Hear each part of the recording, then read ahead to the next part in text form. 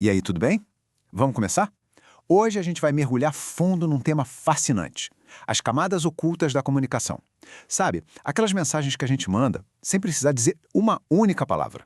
Sabe aquela sensação de que tem alguma coisa rolando numa conversa, mas não dá para saber exatamente o que é? Aquele subtexto que fica no ar?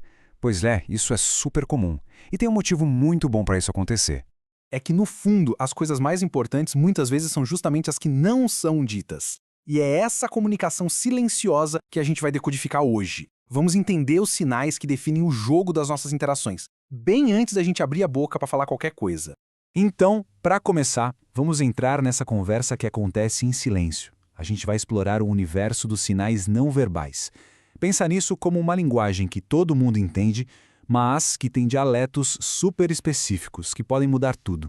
E para ajudar a gente a entender essa história toda, vamos ao trabalho de um cara genial, o psicólogo Paul Ekman. Ele basicamente criou um mapa, um jeito bem claro de separar e entender o que o nosso corpo está dizendo. Beleza, então como é que esses sinais se organizam? O lance é que o Ekman dividiu tudo em 4 tipos principais, e entender cada um deles é tipo a chave para destravar esse código. Esses 4 tipos são os ilustradores, os adaptadores, os emblemas e os reguladores. Parece complicado, mas cada um tem um papel bem específico e super importante no jeito que a gente se expressa.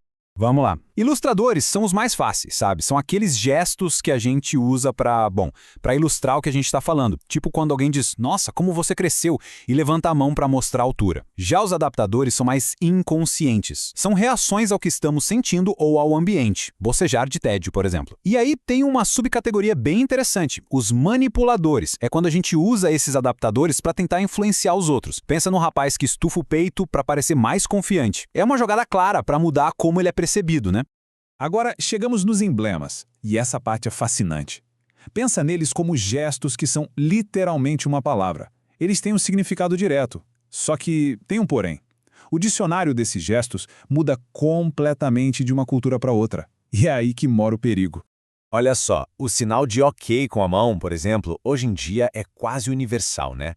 Mas e uma coisa super simples como chamar alguém para perto? O jeito que se faz isso pode dizer muito sobre de onde a pessoa é. E olha que diferença gritante. O que para um é um convite super normal, para outro pode parecer estranho ou até mesmo rude. É o mesmo objetivo, chamar alguém, mas com 2 emblemas que não têm nada a ver um com o outro. Loucura, né? Outro exemplo rapidinho, como se diz estou satisfeito depois de comer. Na China, é comum dar um tapinha na barriga. Já nos Estados Unidos, o gesto é completamente diferente. Fica claro que os emblemas são totalmente ligados à cultura. E para fechar os 4 tipos, temos os reguladores. Pensa neles como os sinais de trânsito da nossa conversa. Acenar com a cabeça, fazer uma cara de dúvida, tudo isso diz para outra pessoa. Continua, peraí, não entendi, ou pode parar. As nossas expressões faciais, principalmente, são super poderosas nisso. Ok, isso tudo nos leva a uma pergunta muito maior. Se um simples gesto já é tão complicado, não deve existir um sistema, uma estrutura cultural muito mais ampla por trás de toda a nossa comunicação? E a resposta é sim, existe. E quem sacou isso foi o sociólogo Edward Hall. Ele veio com uma ideia que muda tudo: a comunicação de alto e baixo contexto. E essa é, sem dúvida, uma das diferenças mais importantes no jeito que as culturas no mundo todo interagem. Funciona assim. Em culturas de baixo contexto, as palavras são tudo. O que vale é o que foi dito, preto no branco. A comunicação é super direta. Agora, nas culturas de alto contexto, a mensagem está em todo lugar, menos só nas palavras. Está no relacionamento das pessoas, na situação, até no silêncio. O que não é dito, muitas vezes, é o que mais importa. Beleza, então vamos fazer um cara a cara desses 2 estilos. As diferenças são chocantes e explicam muito, mas muito mesmo, do porquê tantos mal-entendidos acontecem quando culturas diferentes se encontram. Olha só essa tabela. Em culturas de alto contexto, o objetivo é adivinhar o que o outro quer, a expressão é indireta. Já no baixo contexto não tem rodeio, o propósito é dito claramente. Um exemplo clássico de alto contexto. Na cultura chinesa, amigos podem ficar juntos em silêncio e um sabe exatamente o que o outro está pensando. Agora, no baixo contexto, pensa naqueles filmes tipo Mamma Mia, onde tudo é exagerado, dramático para garantir que a emoção foi entendida. E o silêncio? No alto contexto, o silêncio é uma resposta, tem um peso enorme. No baixo contexto, é só uma pausa, um vácuo que precisa ser preenchido.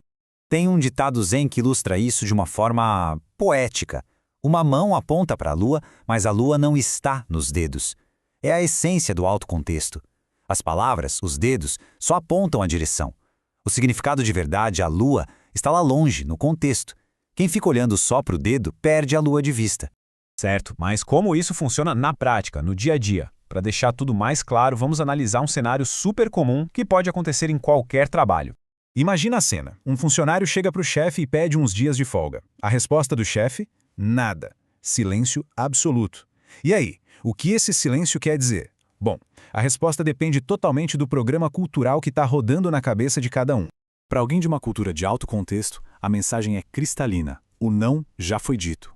O silêncio foi a forma educada de negar, evitando um conflito. Mas, e para alguém de baixo contexto? Para essa pessoa, o silêncio não significa nada. O chefe simplesmente não respondeu ainda. Então o que ela vai fazer? Provavelmente vai perguntar de novo, criando um climão super constrangedor.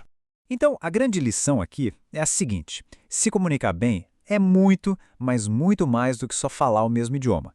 É sobre entender o código cultural que está por trás de tudo. E olha, sacar isso é garantia básica para construir qualquer tipo de relação de sucesso, seja pessoal ou profissional. E isso tudo deixa a gente com uma reflexão final, né? Da próxima vez que rolar aquele silêncio numa conversa ou alguém fizer um gesto, para e pensa. Qual é a mensagem que não está sendo dita aqui? E talvez mais importante ainda, o que o nosso próprio silêncio está comunicando para os outros.